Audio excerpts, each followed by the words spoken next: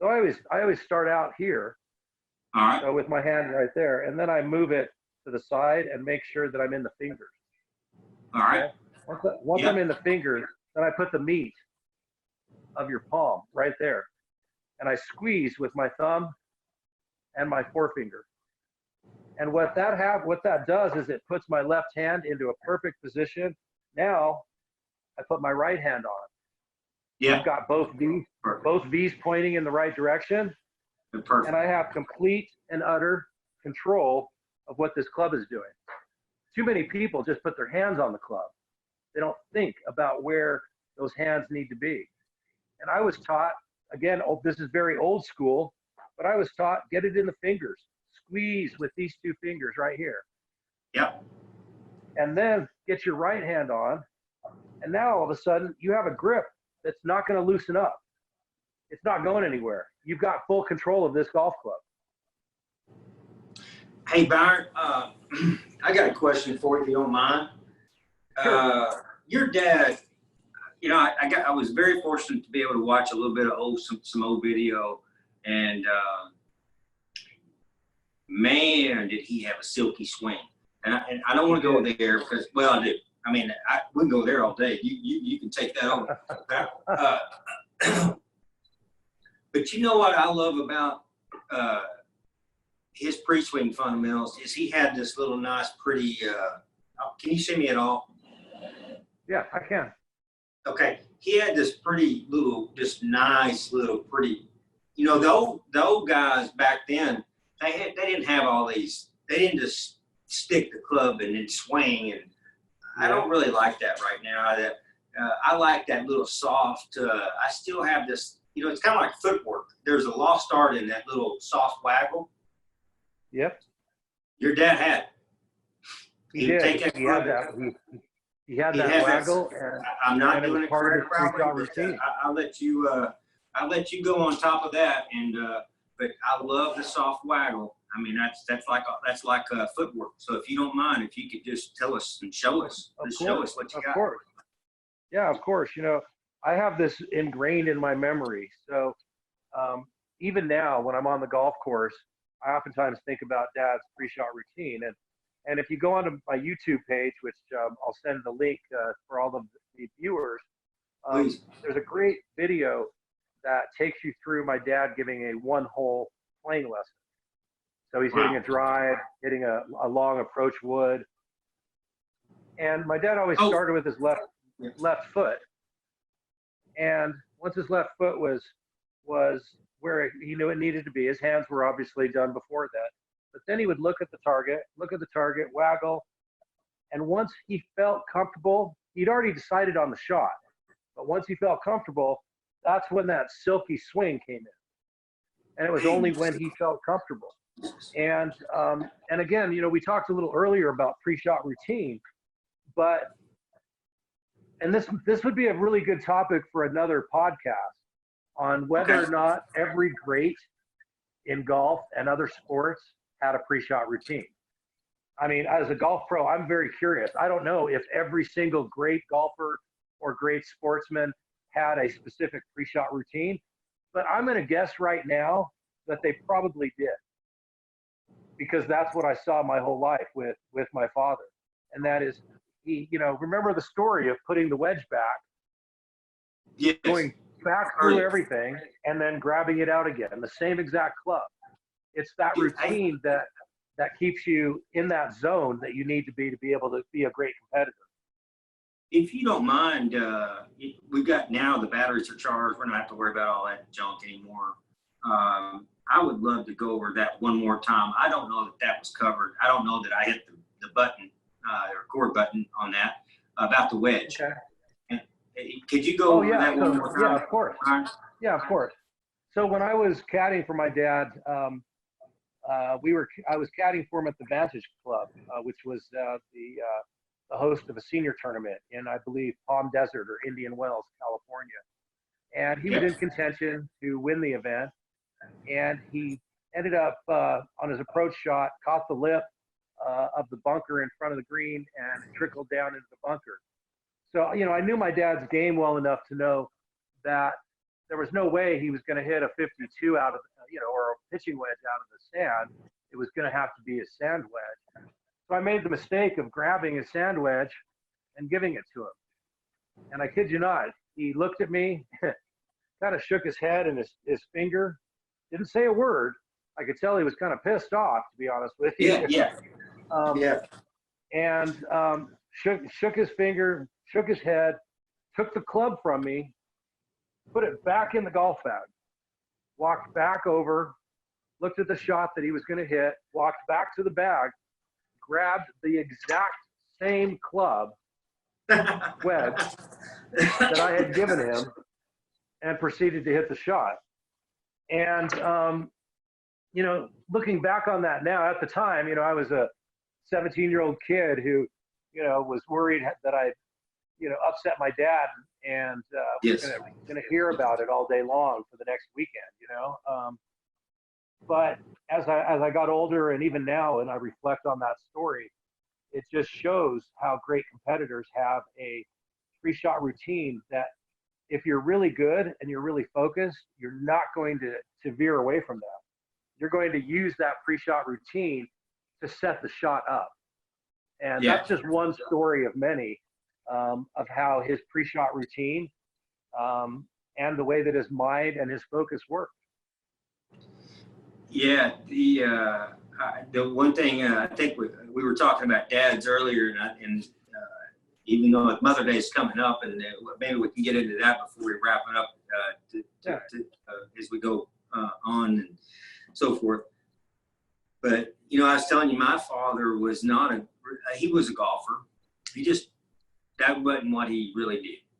That just we talked about that, and but he put me out there. If it wouldn't have been for him, no chance that I would have been able to even just do a little bit in golf and so forth. Yeah.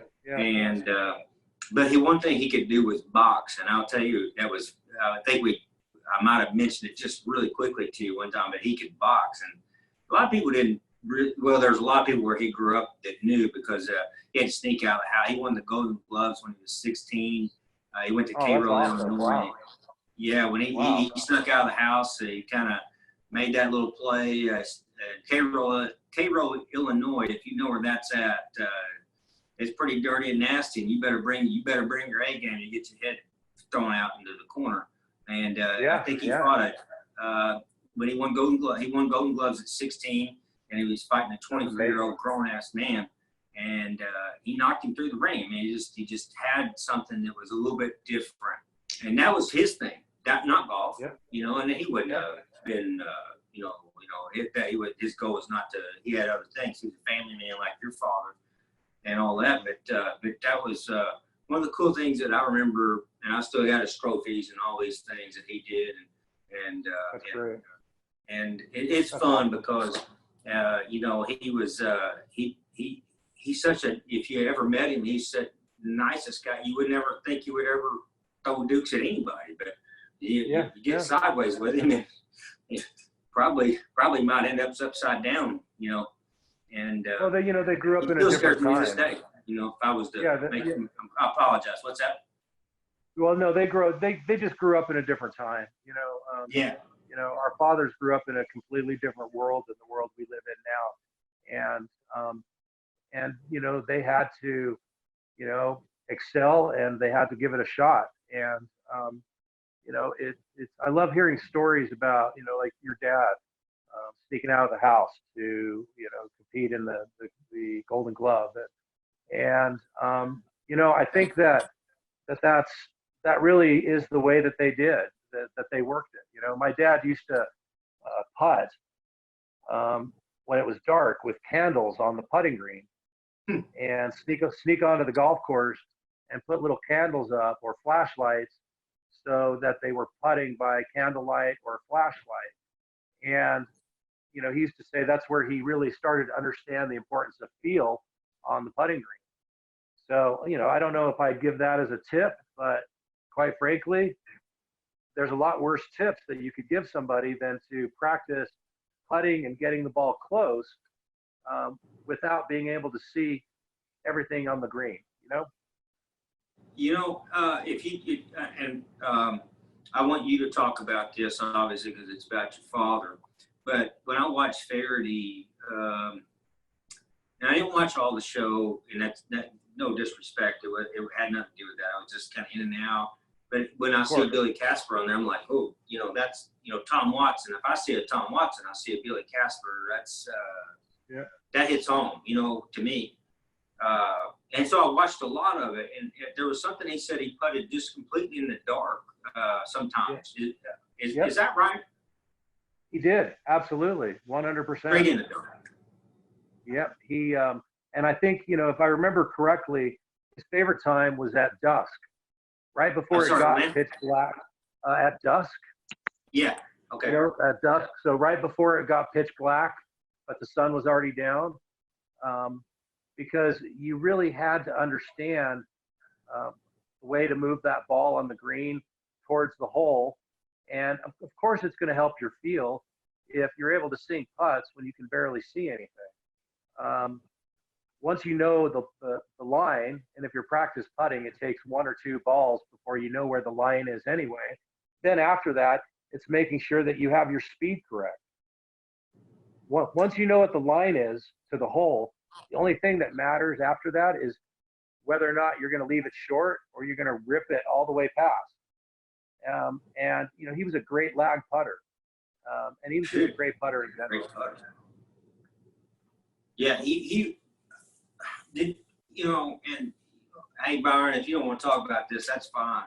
But he was one of the, he wasn't, I know what you just said, and you're being nice. He was a great putter. He was one of the greatest putters that ever put his hands on the grip and putted.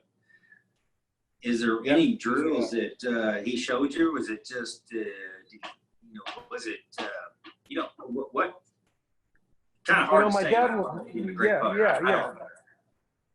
My dad was a big advocate of a couple different things. He didn't really like to go and hit hundreds of balls at the driving range. He used to say that it was much better for your game to go out at the end of the day or the first tee time in the morning at 6 a.m. and to go and hit 3 or 4 balls, even if you only play 9 holes, but to hit 3 or 4 shots every hole from different aspects, different lies, different places on the course. And I have to agree with him. I think that that's a much better way to get better playing golf, is by hitting shots into green, by hitting shots that have to be in the fairway, by hitting bunker shots to get up and down. You can, of course, do that. And I think practicing on the range is something I do a lot, but there's nothing like being on the course. So one of the first tips that I ever learned as a kid was get out on the course and play the game. Spend time practicing on the range, but don't spend all your time practicing on the range. Spend half your time on the range and the other half get out on the course. Practice the shots that are, realistic shots that you're going to need in that round. As far as putting, his big belief, because Dad was a wrist putter, so yeah, he was. Yes, because he moved his wrists rather than moving his shoulders. Yeah. So rather than moving his shoulders, he was a wrist putter. And when I was younger, I really struggled with that, especially when after I graduated from the Golf Academy of America, and I thought that I quote unquote knew the game of golf. I realize now that I was just beginning to learn. But I used to hate that he was this wrist putter because it was so hard to teach to other people. And so I stopped for a long time. I stopped teaching wrist putting. But I've recently, in the last 4 or 5 years, have gone back to it. I personally have gone back to it myself for one really important reason. Me too. The biggest reason that I've gone back to being a wrist putter is because I don't know if there is any better way of putting that gets the ball on line and makes it stay there. Think about it this way, and this is what I explained to my students and my friends. I'm moving up. If I'm putting, and I used to be a real shoulder putter. I know what you mean. Yeah. And it worked for a while, but when you're a shoulder putter, what happens? From where you hit the ball to here, there's a lot of things that can go wrong. A lot of things that can go wrong. You can close the face, you can leave it open, you can collapse with your shoulder. There's a million Yes. things. And you can tilt it underneath. Yep. Exactly. But when you pop it, something really unique happens. When you pop it, you're only getting that putter face on the golf ball for a split second. And so think of it in a numbers game. Is it smarter to putt all the way through and give yourself so many factors that can collapse? Or is it smarter to get that ball online as quick and seamless as possible and send it on its way to the hole? I can tell you one thing, Byron, with that, and anybody that's watching this that doesn't know me and say they're part of your, I think we have two different, which is great, and that's what we want. I want your people to see a little bit about what we do, and I want all of the people that I know to see what you do. Yeah, I totally and they agree. can call BS real quick, but I'm telling you, the other day, this is funny that you say this. It was probably maybe 2 weeks ago, and I started doing the wrist thing, and it was because I was like, it made more sense. And yeah, I think you know me well enough, Byron, that you know I'm not making this up. I wouldn't. Yeah, of course. Yeah, of never, course, Matt. not a happen. But it was late at night, and you know how we are, golfers were crazy, a little bit crazy, and it was probably 11, close to almost to midnight. And I put my right hand on it, and I just bent it back, and I just kind of set my wrist back, and I went bang. And I started putting, and we have it's kind of linoleum, tile, and real fast and so forth. And I was like, huh. And it just made sense, and I went out because I put like what you were talking about. And it was amazing, the difference, because I've still been a little bit, I would say I'm more wrist arms. I put cross-handed in particular. I kind of bend it and move my arms and hit the ball. And like I said, you may have 1, 2, 3 factors, but when you just bend the club, when you take your right wrist, and that's what I did, I was going conventional. I bent my right wrist and I hit it back on the ball. Ball moved forward along the ground. It didn't have the same skip factor. And I was like, huh. And man, I went out. It doesn't I didn't skid. play. That's the first thing you notice immediately is you lose that skid factor. And yes, that's right. And if you're using, I use a range ball when I'm really trying to practice. I'll either draw a line or I'll use a range ball, because there's nothing that will show you how pure the ball is rolling than watching that line perfectly move over itself. And especially when it's yellow. I couldn't agree more. Yeah, I couldn't agree more, Matt. I think that, but like you, we all go through different phases with our golf game. And, I was taught when I was at school at the golf academy that, don't be a wrist putter. That's way too hard. Make sure to putt with your arms straight and your shoulders and get that ball on line and leave your putter head on the hole, and all of these things. When in reality, I probably should have just ignored everybody else and listened to the old man, My uncle, and everybody that knows me, he lives in a small little rural town, Dexter, Missouri, and I've got a lot of family. All my family really is from there, on my father's side, and the people there I love. If anybody knows, if they're from Dexter, they know I love them. It's just a different breed. Nice people, just good-hearted people. And my uncle, it's so funny. He's he's such a self-taught player. He and I probably piddled a little bit, and he might ask me questions, but I wouldn't call him a student. You know what I mean? Yeah. He kind of got his own little feel. But he gets up there and he just takes his wrist like this. He gets kind of behind it, tilted to the right when he chips, and he flicks his wrist. And he goes, and if you took it away from him, you'd kill him. It's just what he does, man. He's figured out how to get the ball close by doing it his own way. Oh, I'm sorry. Go ahead. No, I was just agreeing with you. You know, he's taken something that was uniquely to him and figured out how to control it and get the ball close. He doesn't roll his arm. He doesn't hang on. He doesn't go crazy, and he doesn't do something stupid. But he does. He takes his back wrist and he goes this way. It's the correct way, like on a hinge. You know, it's like at least he hinges it correct. He doesn't roll it, and he just pops it, and he just goes, and the ball. He knows where it's going every time. It's like if you try to take it away from him, I really think it would be a huge mistake on my part. I've never done it. I mean, he wouldn't listen to me anyway on that kind of thing. But I love the way he pitches the ball and chips the ball. He putts the same way. He puts, and he's man. He can putt. He can really putt. And you know what he does? Takes his right wrist and he bends it back, pops. That's it. Bermuda greens makes everything. Yeah. And you know what? Lately I've been putting, and you know, it sounds funny to say, but I'm not the greatest putter, which normally wouldn't be that big of a deal. But you know, when your dad's one of the greatest putters, and you're not a very good putter, you know, you always get the comments. You know, obviously you didn't pick up that gene from your dad, etc. But I've been putting great lately, and I class it down to, again, just popping it, being more wristy, popping it, getting that ball on line. And I've seen some great putters, amateurs and pros alike, that would absolutely agree with that. And but again, you know, golf is such a personal game that you can make a lot of moves at the ball with your long irons, with your woods, with your wedges, with your putter. Yeah, there's a lot of similarities, especially in today's game. But the reality of it Turn my lights on. is Keep going, Byron, please.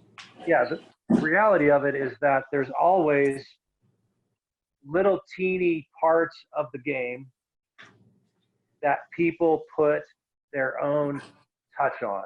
And that is one of the beautiful parts of the game of golf that I love, I respect, and that, you know, we talked about ball strikers earlier, Chichi Rodriguez, Lee Trevino. You know, they don't have stereotypical swings in the slightest. And yet they are two of the greatest players in the history of our game. And they did it their way. They learned how to hit that ball a million different ways using non-stereotypical golf swings. And so, again, that's one of the things I love about golf is you can put your own touch to it. I think that's a great point, what you mentioned with Trevino to me. And again, Byron, I want to get your opinion on this, but from what I heard was Trevino went to his young boy, and I wouldn't say young boy, he's young man, and he went and watched Ben Hogan do a seminar. It was either in Fort Worth or in Dallas. I'm not sure. It was in Texas. And he sat back, and Hogan was doing a demonstration.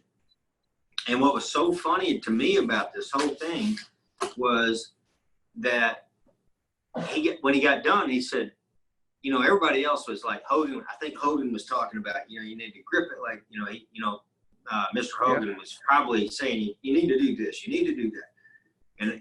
And what I thought was cool was Trevino was like, I don't care what I got to do. All I need to know how to do is make my ball fly like that. Like it just needs to go a little left to right, a little left to right. Yep. And, you know, exactly. And he did it a totally different way. You know, he kind of maybe had a little different grip and a little different here, and maybe things that Hogan might not have said was the right way, but his mind was like, I don't care. He can be telling me how to do this thing all day long, but at the end of the day, all I want to do is do what he's doing. Like I want that ball to end up over here. Well, and that's probably a big point in golf that happens to be a little bit controversial sometimes. And I know that I've upset a few golf pros with some of the things that I've told my students, but you know, I don't BS around. I'm going to tell you the truth to the best of my ability. And one of the things that I've tried to explain to people is that, there are perfect golf swings. There are stereotypically perfect golf swings. But there is there's a certain portion of people that can literally swing the club in a million different ways and still get right here at impact. Yes. Yeah. And at the behind end of the day, what matters the most is what you do from here to here and to there. Beautiful. That's what Yeah. matters. And if you're really talented, like a lot of these old guys were, you could swing the club in lots of different other ways. But if you look on videos, and I challenge anybody watching this, literally anybody watching this, I challenge you to look at golf videos of any player going back 40, 50, 60, 70 years ago. Compare them to players now. And you know, there's only one thing they're going to have in common, and that includes my father. There's only one thing they're going to have in common. For some reason, without video, without anything else, they all got to right here at impact. Right hand behind the left. Every single time. Every time. Yeah. Boy, Now, I tell you what. I know that because of my Golf Tech days, because that's the first time I ever saw it. Was Golf Tech has a massive library of every swing you can imagine, every pro swing you can imagine. And when you start comparing these swings, you realize that their impact position, whether it was 50 years ago or 5 years ago, they're all the same. Yeah. There you go. There's the hidden knowledge in golf. What I love, what you're demonstrating there too, is the right hand's behind the left. Of course, you're a right-hand player. You know, you're not right hand's on top. It's not extended. It's not all this. You can tell you know what you're doing. It's evident, and you know, and there's a lot of golf pros, and there's a lot of people that don't understand that, and there's a reason, because that's not what they do for a living, and so forth. And you definitely know what you're doing, and but you know, I think a lot of that has to do with going back. I don't want to push, you know, I don't want to push this too much, and well, and if I do, if I get, you know, but you know, when you caddy at the Masters at 17 years old, there's just not many people that get to really understand what that's really like, man. I mean, it's like, it's probably for you at that time, being 17, you probably, I don't want to put words in your mouth, and I'm certainly not. You tell me I'm crazy, but if I was at 17, I'd be like, oh, I'm at the Masters. Hey, my dad's playing. It's not a big deal. But then you come back, and we're our age now. You know, we're 45, I'm 40, 50. We're me and you are the same. And so then you come back and you go, wait a minute now. Whoa, Nelly. You know, I was there, you know, being you, not me. But and I can't even imagine going into that, you know, into that scenery as far as at that age. And then now, probably looking back, you probably pulled out so much information as you've gotten older, like where you're like took it for granted. I don't want to say you took it for granted, and correct me if I'm wrong, and I have no problem with that. But it would be easy as a child, if my dad was doing something like that, to just go through the flow, and then all of a sudden you go, wait a minute, damn, I'm 40 now, and like, I can't, you know, what happened? How'd this go down? You know? Yeah.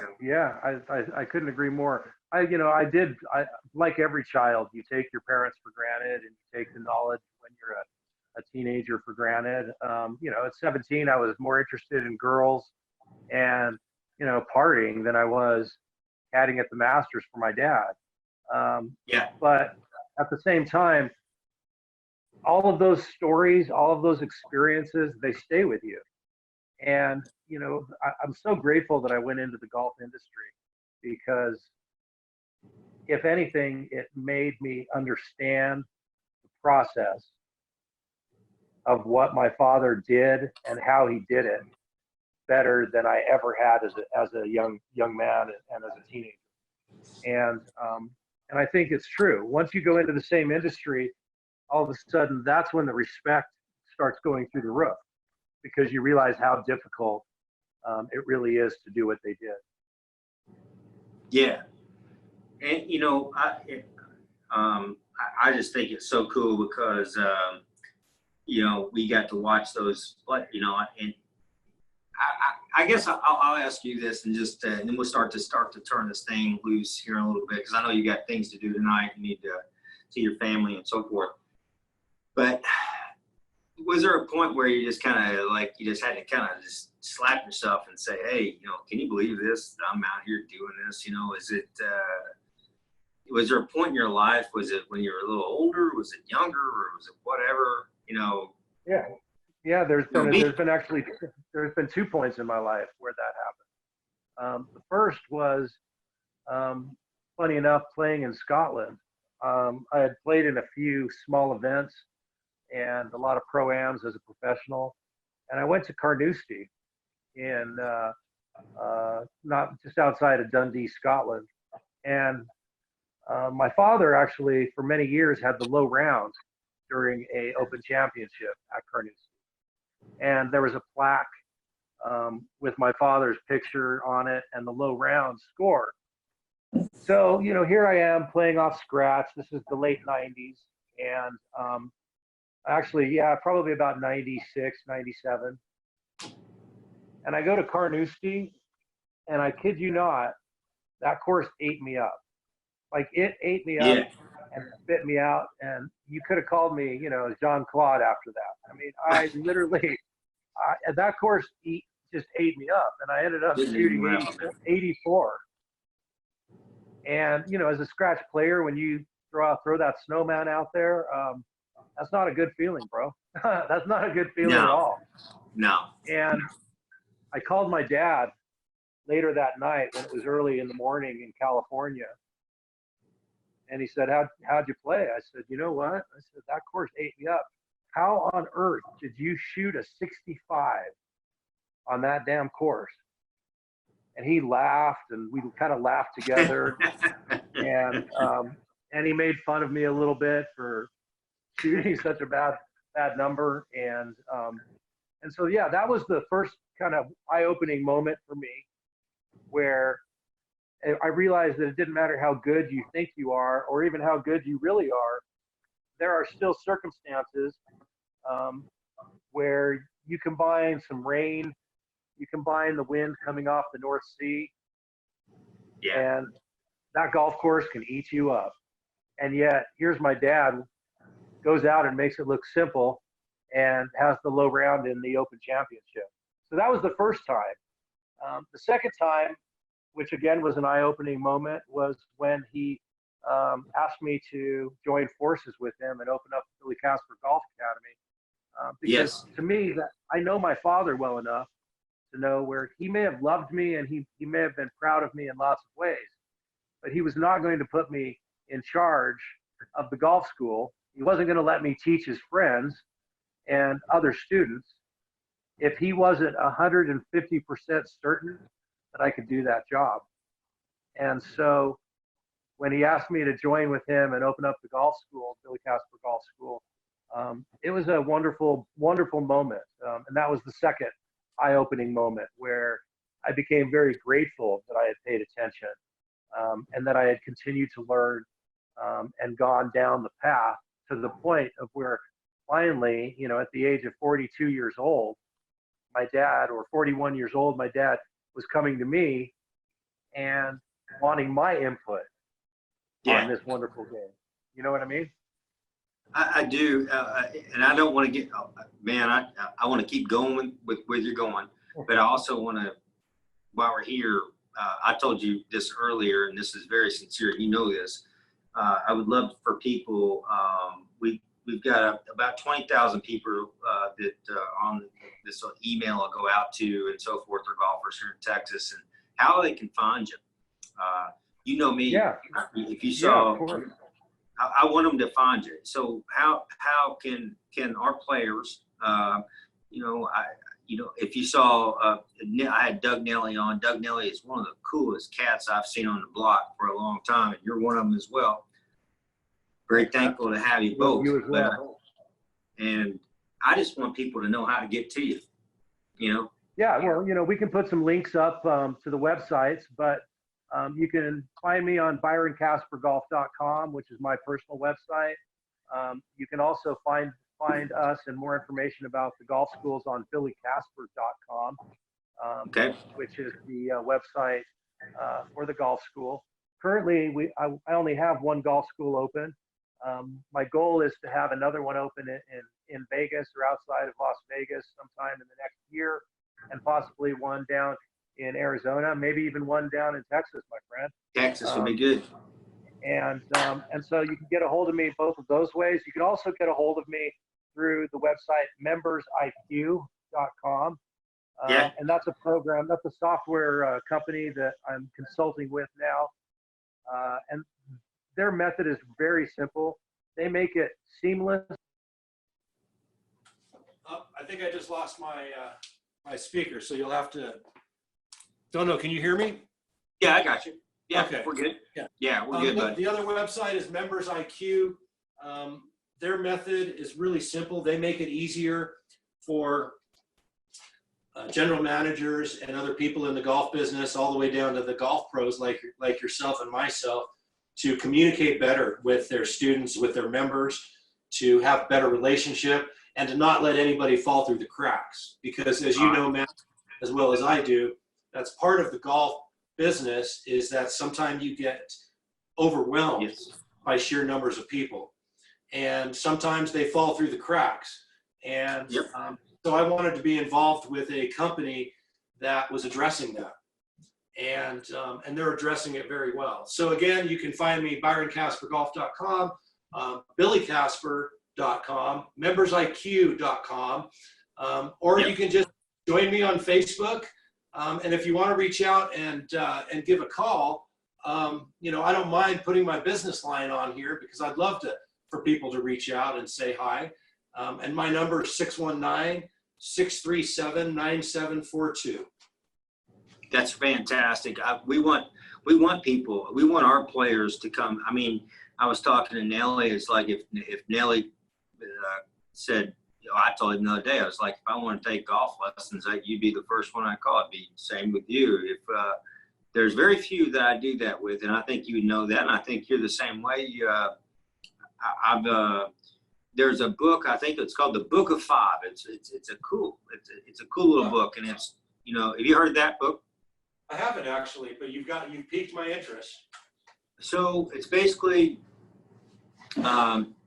your 5 best surroundings. You know, you take your 5 best friends, it could be whatever, your business partners, whatever, and you take these, and that's the sum of who you are.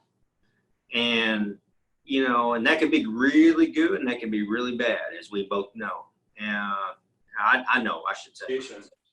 And one thing I've tried to do in the last, you know, is I've tried to, I think everybody tries a little bit, but, you know, I'm really good after a little bit more. Like, you know, I spent 4 years, and I'll give you a little bit about my background. You know, I was really going upscale, and I haven't said this, and I'll say it now. It's okay. But, you know, I was really going on doing this right here with YouTube, and things were going really well. And I went through a divorce.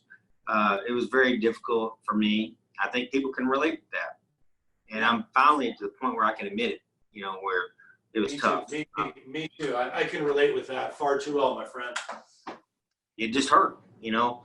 And I made everybody, I said, hey, you didn't make a video for like 4 years. And it was like, yeah, well, if you knew where I was at in 4 years right here, you'd probably understand why I didn't make a video. It was, I wasn't really ready. And then all of a sudden, you know, it's time to get back on the, you know, track, and let's get through this thing and so forth. And it's not a knock to the other person. That's not that I would not go there. But what I will say is I was just hurt, and it's hard to talk about. You know, it's real, man. It's like, as a guy, that's probably the hardest thing in the world to say that you've been broken. And it's very hard. And you know what? I already liked you a lot, Matt, but I think I like you a little bit more now, buddy, because I have the exact same story. I know what it's like to be broken down from having negative relationships that go downhill. And it's not an easy thing. And it's not an easy thing being a man and admitting that. So kudos to you, my friend. Absolutely. Thank you. It's the first time I ever discussed this, but it, you know, things like with I really started to come back a little bit with this in the last, like I said, I was really on an upswing, and I thought things were going to be peaches and cream, and certainly were at times. And then all of a sudden, when that didn't play out, I went another direction. And people say, "Oh, you didn't make any videos for 4 years." Like, yeah, I didn't. You're right. There's probably good I didn't. And now I'm coming back, and I'm coming back strong. And it's people like yourself and everybody. And I'm trying to surround myself with the best people I can. And this time I don't have anybody. There is nothing. And it's great. And I'm very grateful to have guys like yourself to spend your time. Kelly O'Donnell's another really great friend of mine.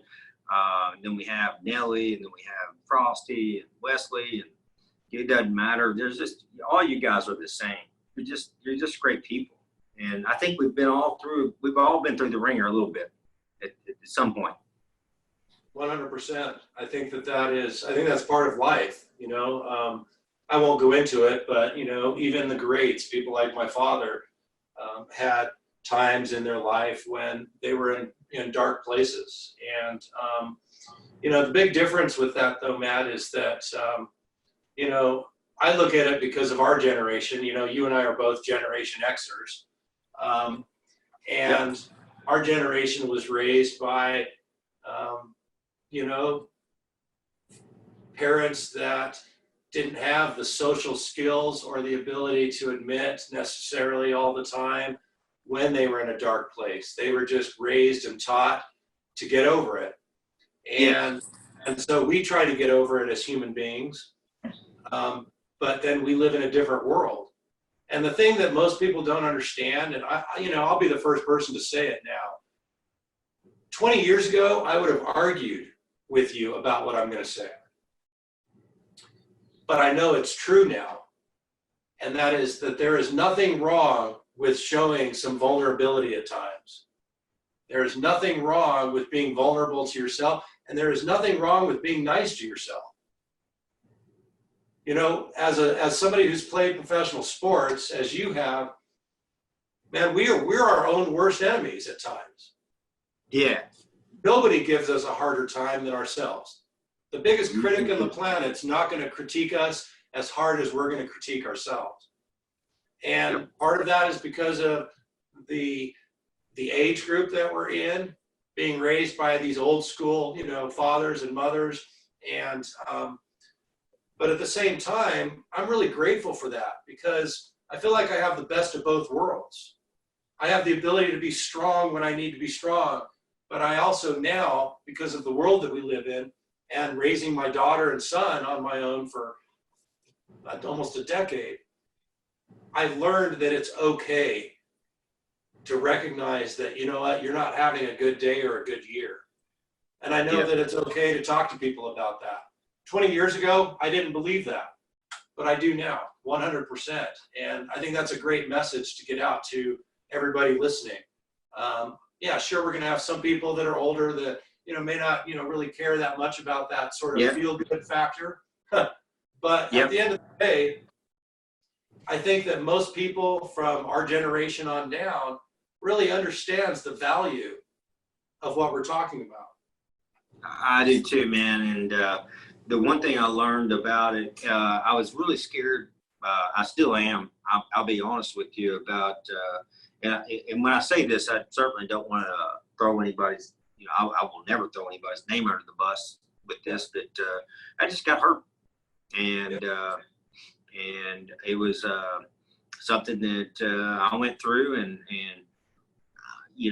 I didn't really talk to anybody about it, and and it was a period of my life where it was like I was going the right path, and then bang, I went this way, probably because I didn't talk to people and say, hey, admit that,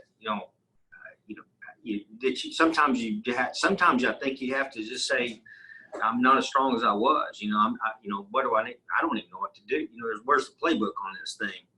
And There never is a playbook, is there? That's the No, thing. no, There's there was never a playbook. There's never been a playbook to this day. And it really comes back with just, getting back on the horse. And that's what I found. I've had some really good friends. I would say, Jesse Kaufman here, Robbie Hoover, just local guys that these are, to me, they were like, hey Matt, let's go, let's get on this. And I didn't really want to, to be honest with you, Byron. There's times where I don't want to do all this stuff, but you know what? When I would do it, I would feel better, and then it was just a little bit, and now it's amazing. It's just like medicine. It's but real medicine, not the fake stuff. It's just been like all of a sudden.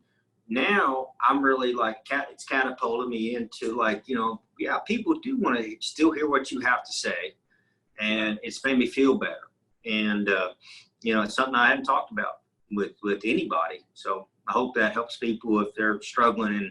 And I think, Byron, you just talked about it, but there's a lot of us out there that's been through a heartache, and it ain't fun, No, it's not. I went through, I've been divorced twice, unfortunately. Me too. The second one was my marriage only was for a year.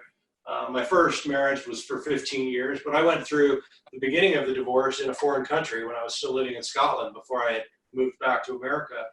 And, it was a very lonely time. I can't even describe how lonely it was. To the point of where I think that there was a period of time where I didn't do anything other than work and spend time with the kids for probably the better part of about 2 years. And my friend Peter in Scotland came to my house one day and said, look, he goes, you and I are going to go do some business and play some golf tomorrow late in the afternoon. Be ready at 4:30. And he didn't give me a choice. He just said, be ready at 4:30.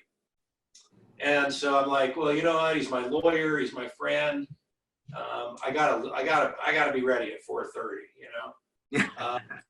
And the interesting thing is that he went and bought tickets to a Scottish boxing series with 5-minute mini bouts or small bouts, and then the main event. And we were served dinner, and I was just shocked at how much he cared and that he got me out of the house. But you're right, it made me feel so much better. And it was the beginning of understanding and coping with everything that had been going on in my head. And so I think our friends are extremely valuable, especially the ones that pay attention to what's going on. And we're so lucky. I mean, think about it. We live in a world now where this is okay. We live in a world now where it's perfectly okay for you to pick up the phone and call me and say, man, I'm having a really crappy day. Yep. You have time to talk? I got a call like that last week from a friend of mine, one of the strongest, toughest guys that I know. I've never received a call from him about anything other than let's go to San Diego and play golf, or let's go to Top Golf and hit balls. Let's go have a drink. But last week he called me, and after half an hour, he said, you know what? He said, I just needed to hear a friendly voice.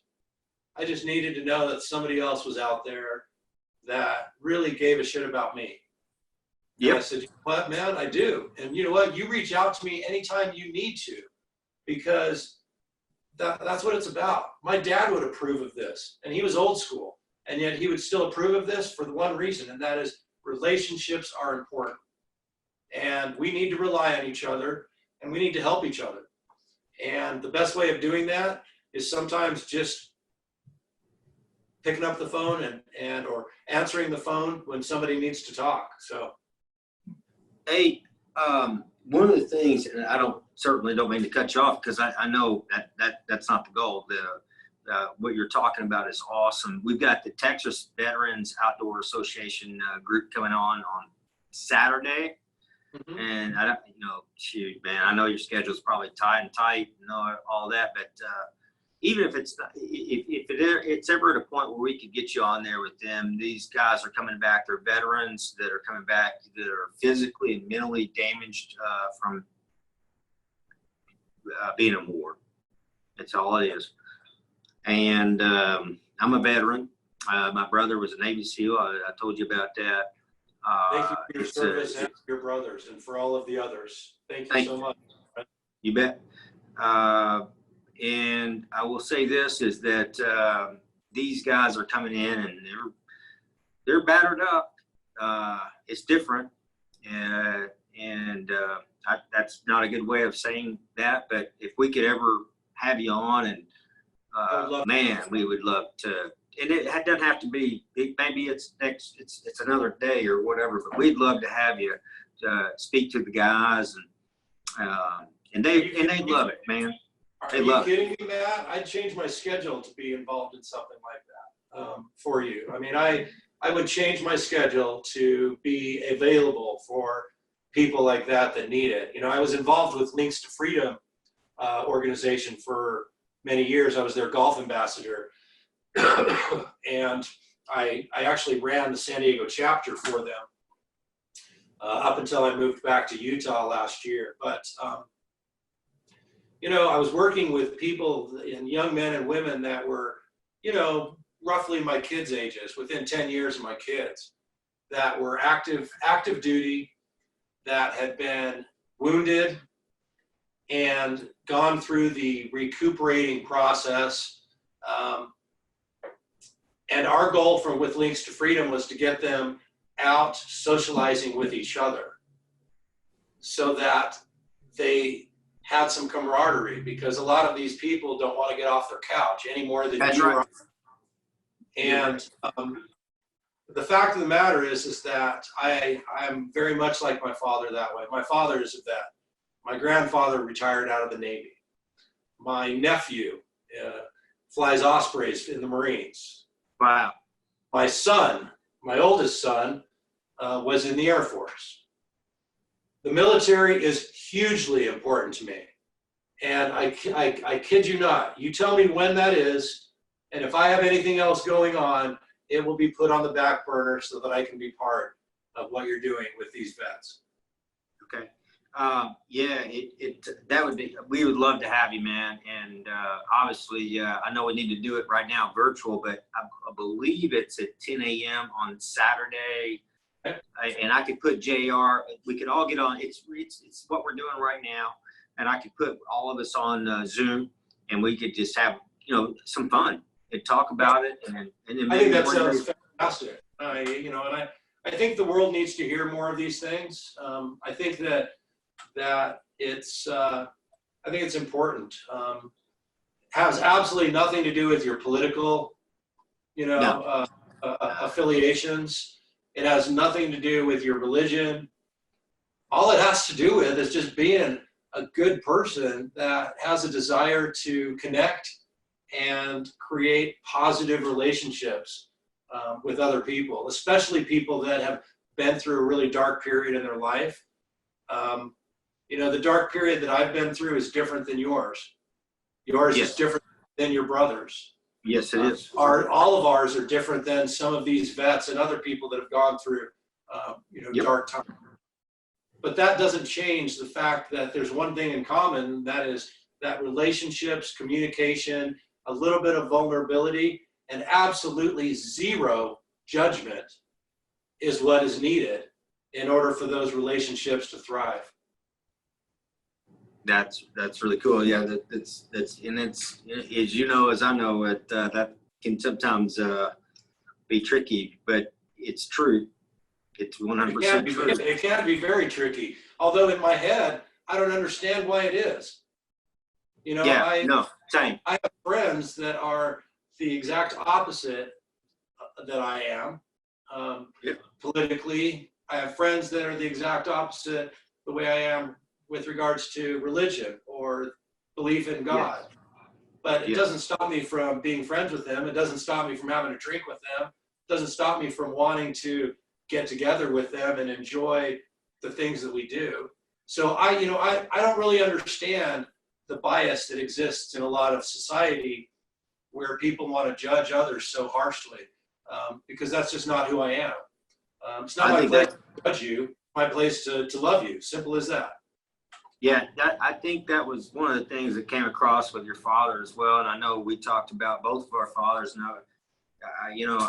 I'll send you. I do want to send you some photos of mine, my father, just because. And we better talk about our mothers because it's coming up here pretty soon. We'll both be in trouble. But it is cool. Like, those. The one thing that I see, like, and I've said it already several times, and we talked about it. But the one thing that I see, it seems like it's ingrained into you, is that your father had that presence with you. It wasn't about all this or that. It was you're just a good guy, and at the end of the day, you're trying to do the right thing for the right people, and that's what I see. I really see that. And I think if people broke it down and looked at it and didn't try to complicate it, they'd probably see the same thing. Like, this is just a really good dude. And he's doing the right thing for the right reasons. And it seemed like your dad, I don't think it would seem like it. I believe the proof's in the pudding. And you're moving that forward. And we're very lucky to have you, man, and doing what you're doing. And I'm thankful to have you on here. I could talk to you all night. We'd be You know what? You and me both. But with regards to mom, since we gotta let's do that. Yeah, we better do that. Anyway, the one thing I've always said about my mom in my particular situation is that my dad could never have been the man and the professional golfer that he was without a completely stable home environment, without somebody that was willing to take a back seat on fame and a front seat when it came to running the household. And I said that, on my mom's birthday last year, we had it at the country club, and everybody went around. Where was that at? Byron, where was that? That was in Provo, Utah, at Riverside Country Club. Okay, cool. And, everybody went around and said a couple words to mom. And I can't remember exactly what I said, but I'd said something to the effect that, my mother made it possible for my dad to be the famous golf pro that he was. Because without her and without her stability, he couldn't have accomplished half of what he did. And in fact, so much so that he dedicated a chapter to her in his autobiography. Where can we get that the book? You know what? I'm not even sure if it's in print anymore. I have a few copies left, but I would urge people to go on Amazon, and if they can't find it, to get a hold of me, and we'll see if we can get a few more printed up, because I've actually been thinking a lot about doing another printing of his biography and doing another printing of my second book, Billy Casper's Golf Tips. Those are two books that I've thought a lot about in recent months that I would love to see more people have the opportunity to read. Man, the little bit that I can help out in this little game that we play, I would do it. They have to. Like, that's the thing. It's like that. The thing that Byron. Before we wrap it up, and then I better talk a little bit about my mom, or I'll be in trouble. Absolutely. But the one thing that just still, I would say, bothers me a little bit is that people don't still get it. Maybe that with how, I know, and I'm going to wear it out, and it may even go the other way where it sounds it sounds goofy, but it's not. It's true. Like, if you just need to study who, Billy Casper is, and go out there and look at what the body of work that he did. 51 PGA Tour events, a Masters champion, 2 U.S. Open champions. Go get some of that. Go get some of those apples. Well, and then look at the seniors. Look at his senior tour. You know, in the senior tour, he won the Yeah, I U.S. don't know that. Yeah, so he won the U.S. Senior Open. He won I think he won the Senior PGA, if I'm not mistaken. If you combine his tournaments that he won on the PGA Tour, which was 51, if you combine the 12 tournaments that he won on the Senior PGA, so right now we're at 53. Yeah. And then you add to that another 11 tournaments that he won overseas. Yeah. Could you imagine, Matt? Could you imagine literally picking up a winner's trophy 70 plus times in your career? Shit, man, are you kidding me? No. It's insane. I mean, it's absolutely, when you think of it in raw numbers, it just blows my mind. It almost makes me want to get, I wish he was here so I could joke about him and say, you know, did your arm ever get tired holding up those 70 plus trophies? Because, you know, it's that unrealistic, and yet it was real. It was reality. Hey, another thing too, to me, is that truly fascinates me is how hard is it to get a PGA Tour card? I'm not even talking about winning. We'll just stop it right there. Get a PGA Tour card, and in my opinion, if you've done that before, I have not. So what I would like to say is somebody that has, you're a champion to me. To me, Absolutely. You're a champion. If you walk away and you never went on the tour, nobody knows your name. It wasn't Lanny Watkins. It was Bobby Watkins that played on the tour for, like, God, he played 30 years, never won on the tour. Yep. But you know what he played? What he did? He played on the tour. And But there's a lot of people like, you know, that's incredible. You know, it takes, you know, I always say that it takes a professional golfer at this level, they have to raise it to here to even get on the tour. Yep. And that's amazing. You're talking about, you know, less than 1% of the 1%. But to be a champion on the tour takes you up there. Yeah. And that's less than 0.1% of 1%. So it's not easy. And I'm like you. You know, anybody that gets a tour card in my book, you're already a hero to me because you've already done the impossible. Yep. You've already done the impossible. If you go on from there and you become a winner and a multiple winner, then yes, you are a hero. In your industry, you are a hero because you've done not only the impossible, but then you've jumped on that impossible and you've raised the bar on yourself on impossible. Right. It's kind of like a SEAL, you know. Like I know you have a couple. My brother was a Navy SEAL. Like we talked about earlier on SEAL Team 8. I know you had talked about you have some buddies that are SEALs from being out in San Diego. Yep. And you know, if you just become a SEAL, you're a champion. You start right there. You know? School, yeah. You make it through SEAL school, and you are a hero to me. You didn't ring the bell. I've seen part of what they go through, and I cannot even begin to fathom how strong mentally you have to be in order to even get through SEAL school. Yeah, you've got guys like Mark Devine out there, and there's with David Goggins, and I'll put my brother, Brad Christian. He's as tough as they come. I promise you that. He's not here anymore, but you get around those guys, they're different. They're not the same, but it is different. Like just getting through school, and then obviously putting your name out there, and you know, not putting your name out there, just going out and doing your job and being good at it. And there's guys that do it better than others, but if you make it, that's kind of like we were just talking about with the PGA Tour. Hey, it's not very many get out there and get that little card. Not a little card, that's a big card, and can go. And then if you get some, and then you know, like you said with your father, what I think is so cool is 51 times.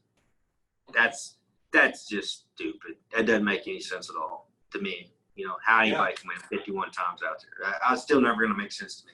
So it's remarkable. It really is.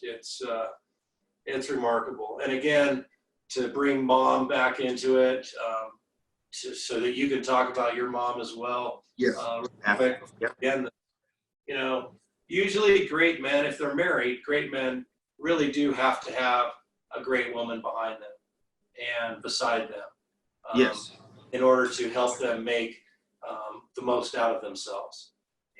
And I believe that 100%. I believe it 1,000%.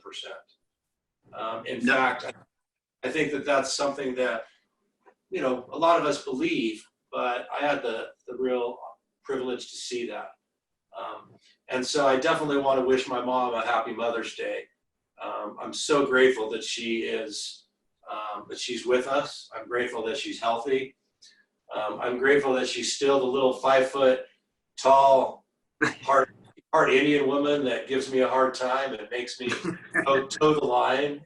And, you know, I'm 6'2", and, you know, my 5 foot mom absolutely had no problem scaring the crap out of me when I was younger, when I needed it.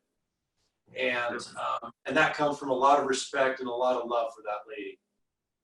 Yep. Yeah, I can relate with that. That sounds like my mom, except I'm not 6'2". I'm probably like 5'10", standing on my toes. But mom's the same way. I'm only 6'2" with my golf shoes on. So put it down. You got to be beat, buddy. And so mama is very much like that. She stands strong with what she believes and so forth, and very nice, kind lady. She's a pianist. She's a classical pianist and musician, and coached, or not coach. I always say coach, but she taught music for 30 years, just at a local yokel high school, and loved every day of it. And they loved her, you know. That's awesome. And, you know, she's as cool as a cat. She's as cool as a cucumber. She's a very cool person. And I'm very fortunate to have her in my life, and my father at this point. And, you know, and I know things change. And I could, you know, I don't want to end on it. We won't end on a negative note. We'll come back out of this. But I know when you, I would assume when you, if I lost my father or my mother, I'd be it would be a very tough situation is the best way I can explain it. And if you don't want to talk about it, Byron, we'll go on to another subject. No, it's okay. It is. It's very difficult, especially because I was in business with him. You know, we owned and ran a business together. So his loss was felt both from an emotional standpoint, as well as financial standpoint and a business standpoint. But at the end of the day, like I think I had said this earlier, but I'm not sure if it was picked up on the video. I don't have any regrets with my father. And that in itself is incredibly poignant, and it's beautiful. I was able to say everything I needed to say to my dad. I was able to hear everything I needed to hear from him. You know, I'm not religious, but I believe in God. And my father was very religious. But we came together on the similar beliefs rather than the things that were different. And so I don't have a lot of regrets when it comes to, I don't really have any regrets when it comes to dad, other than missing him and wish that I could have had more time with him. I know that he's proud of me. I know that he believes in me because he told me so many, many times.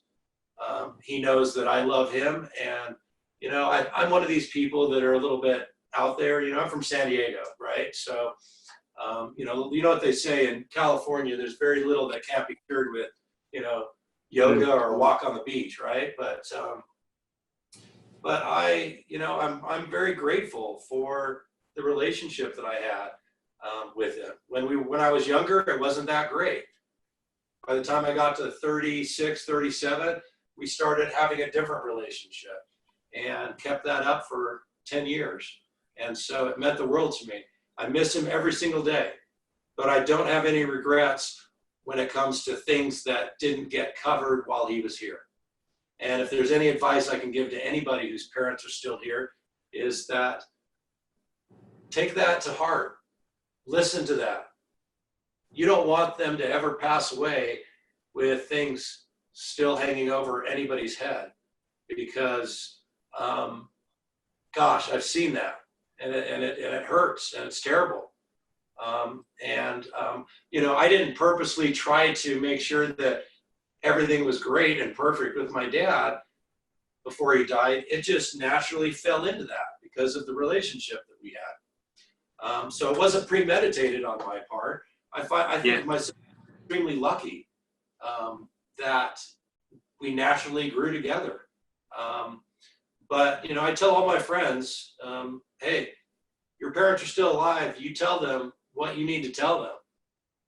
You don't wait, because waiting's not going to help you, and it's not going to help them. I think that's great advice, man. It's not great advice. I shouldn't say I think it's great advice. It is great advice. It's awesome to hear you say that. I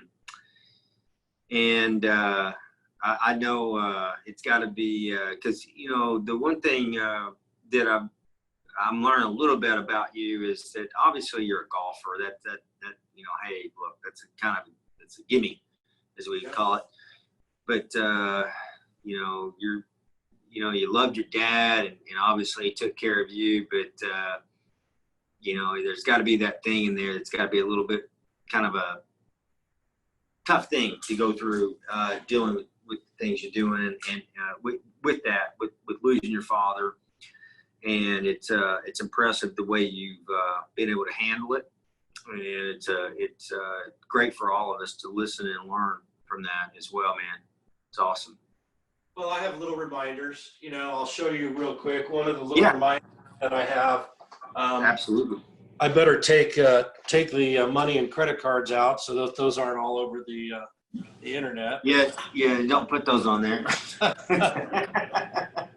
But I carry this in my pocket. What it is, it's a money clip, and it's a money clip from the 1998 PGA Tour year. And when my father passed away, my mom really cool. Gave me this. Wow. And gave a few of my brothers similar things. That's so cool, man. And I literally keep this in my front pocket, same way my dad taught me. Don't put a wallet back here, because it's going to hurt your back and somebody's going to steal it. True. Put it in your front pocket, because that's a place that somebody's not going to steal anything from. Yep. And because we traveled so much all over the world, I would say that that's pretty good advice. Yep. And but I have little things that remind me of him. Here's another small example. This is a little plaque that he was given when he hosted the Native American Celebrity Pro-Am. And again, it's a beautiful plaque. But it's the fact that my dad hosted a golf tournament for the Native Americans in San Diego, and it's my pleasure to be able to have. That's so cool, man. Yeah, it's just my pleasure to be able to have these little reminders around my home that it's crazy. That just allow me to be reminded of all of the good things that we went through. If you look up behind me, this picture right here was when my dad came to Scotland, when I was still working as the head pro in St. Andrews for Heritage Golf of St. Andrews.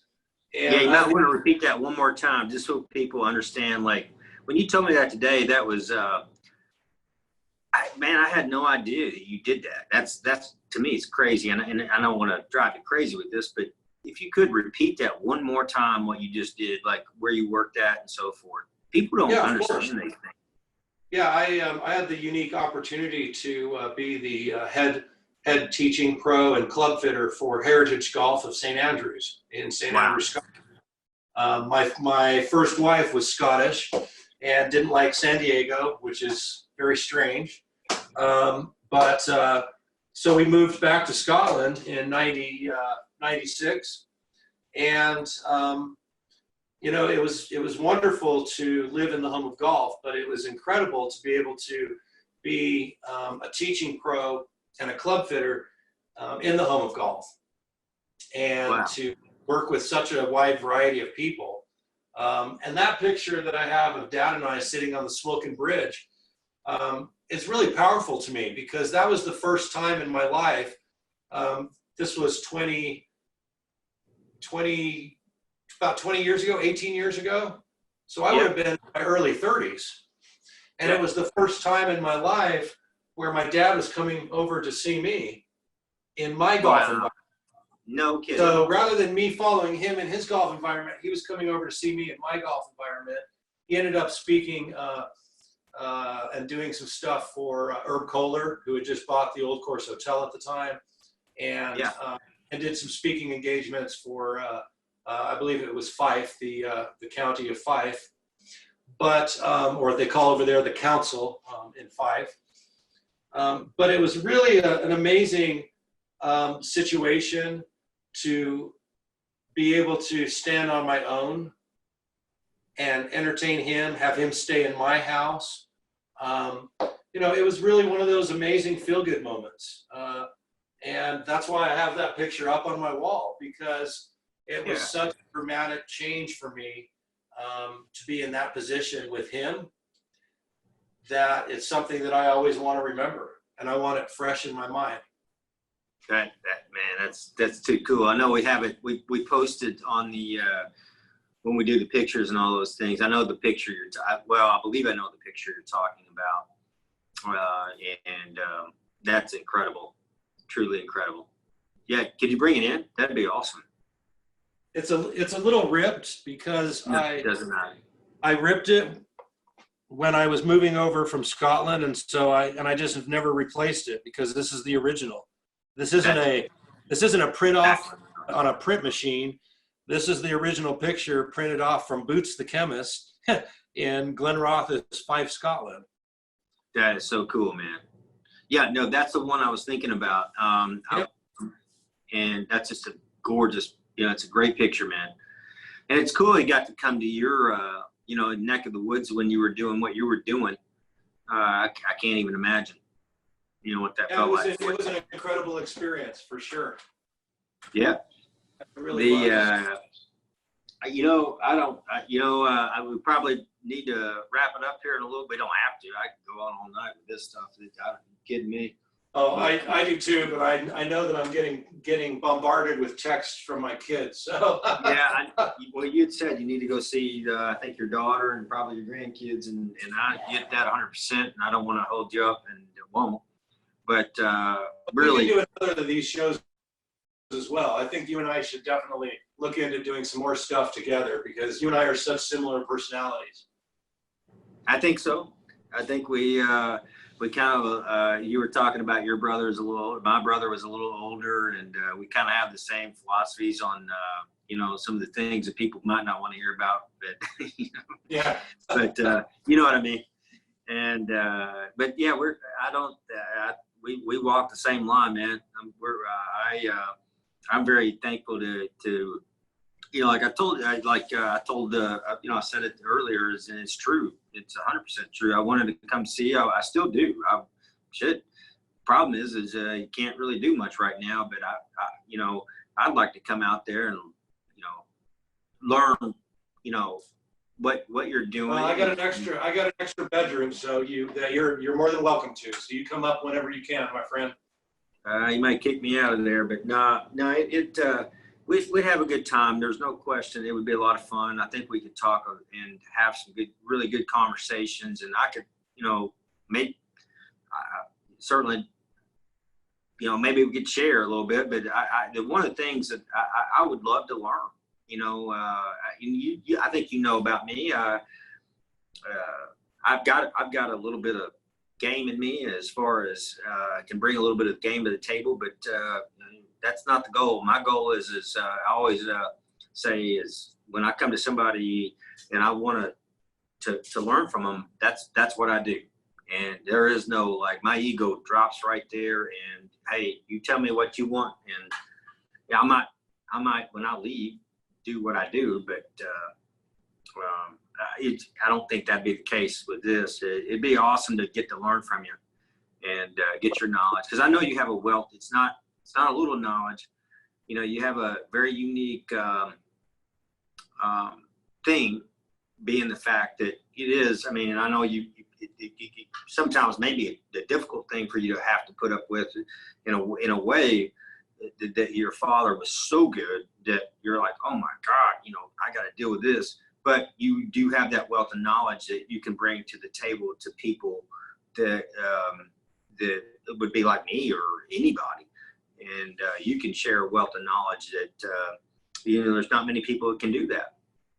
And it's my pleasure to do so. That's the one thing, is I have a lot of passion for it, and I love to be able to work with people. And I'm very much the same as my dad. I don't make changes that are needless. I try to make as few amount of small changes as possible in order for the student to get to whatever goal they want. And that, again, starts with communication, finding out where they want to see themselves. It's not my place to come in and tell you that everything you're doing is wrong. You've obviously gotten to a certain point doing a lot of things right, but it's all perspective. Maybe, and that's one of the beauties of relationships like ours, is that we both have things that are valuable. And on top of that, we both have different perspectives. And, there is such a thing as being too close to your own swing, or too close in your life, where sometimes going outside that box a little bit makes all the difference in the world. Not that they've told you something you didn't hear before, but the way that it was passed on gives you what I like to call a light bulb moment, where this light bulb goes off in your head and you're like, oh, that's it. That's it. Okay. And we all have those.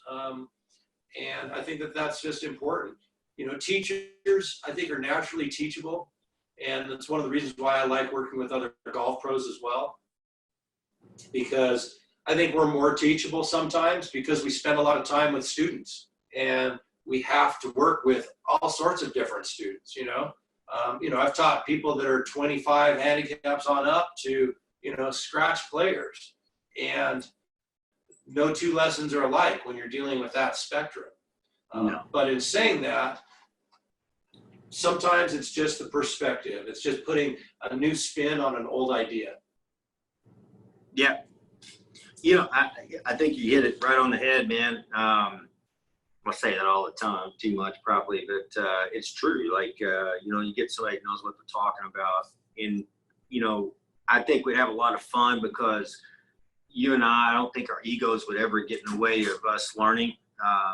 I wouldn't be for me. And I can tell from you, it would be not the same. It would be the same thing as well. Yeah. We'd have some fun. And I always love to learn.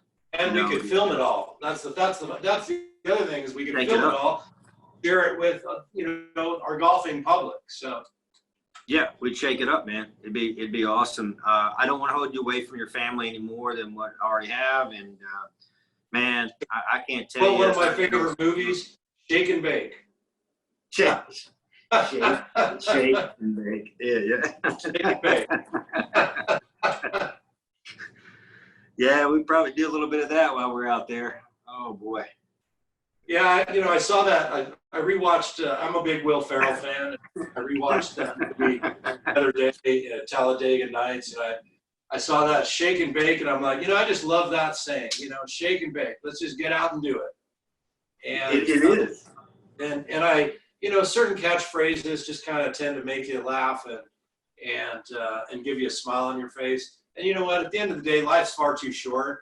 You got to find things and be open to things that bring a smile to your face. And I think that all of us need to do that, especially in today's world, with everything happening with the COVID crisis.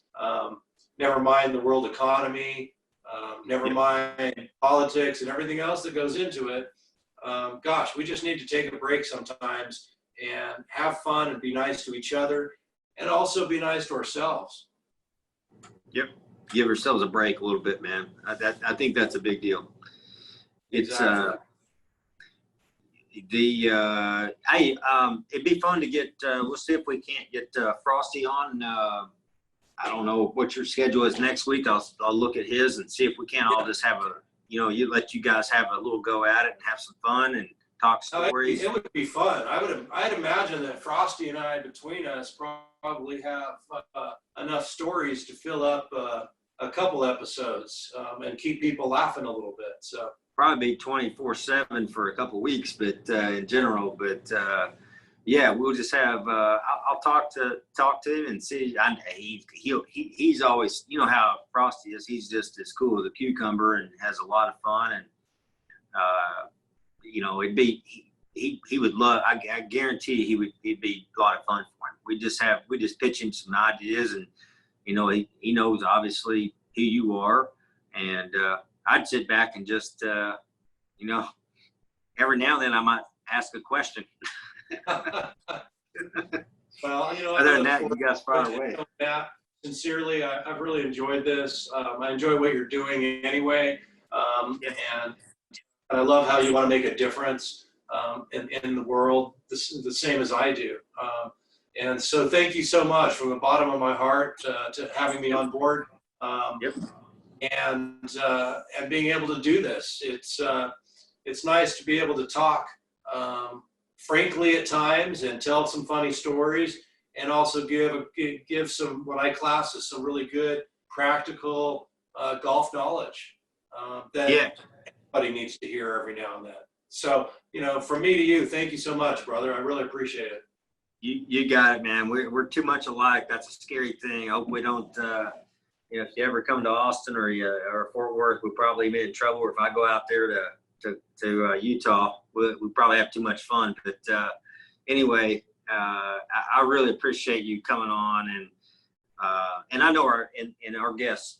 It's not about me. Well, it is a little bit, because there's a little selfishness in me too, that I love this stuff, and but we have a lot of guests that you're going to make a difference to, and your father and his legacy, and we'll make sure we promote that the best that we can do to our ability to let people know. It's a big thing to me. I think you know that. I think you understand that. For me, it means something, and as you as well, man. You are awesome to take your time and just keep doing what you do. And I want to learn from you. I want to learn more. And I'd love to learn from you as well. So thank you again. And, I'd love to be part on Saturday. So just please let me know what's happening with the veterans. And, of course, I'll jump on board. And thank you so much. I really appreciate it, my friend. Hey, you too, my friend. Hey, I'll be in touch tomorrow about with JR about the Texas Veterans Outdoors Association. They will just go through the roof to have you on. It'll be awesome. Oh, that's awesome. And like I always like to end things, with some people say have a nice day. I always say have a good day and happy golfing. Happy golf. Love it.